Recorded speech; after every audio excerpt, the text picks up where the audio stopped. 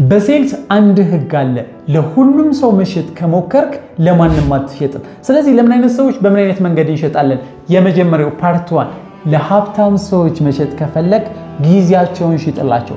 ማንኛውም ሀብታም በዚህ ሰዓት የሚያስፈልገው ትልቁ ነገር የጊዜ ነፃነት ነው። ገንዘብ አለው። ስለዚህ በተሻለ መጠን ለሀብታም ስትሸጥ የምታደርግለት ትልቁ ቫልዩ ምንድነው? ወይም ደግሞ እንዲጓጓ አንተን እንዲገዛ የሚያደርገው ምንም አይነት ጊዜ ሳታባክን ወይም ደግሞ ያንተን ጊዜ ሳይፈልግ ገንዘብ ማምጣት የሚችል ይሄ ኢንቨስትመንት ላይ ከሆነ ሌላም ነገሮች ለዩት፣ ግን ጊዜ የማታባክንበት ነገር ጊዜህን የሚያባዛልህ ወይም ደግሞ ጊዜ ያንተን ጊዜ የማይፈልግ ነገር ብላችሁ በተለይ ደግሞ ለሀብታም ስትሸጡ ጊዜ ነው የሚሸጠው። ብዙዎቻችሁ ግን የምትሸወዱት ሀብታም ሌብሊንግ የሚፈልግ ወይም ደግሞ ፖዚሽን ብራንድ ፖዚሽን የሚፈልግ ይመስላችኋል።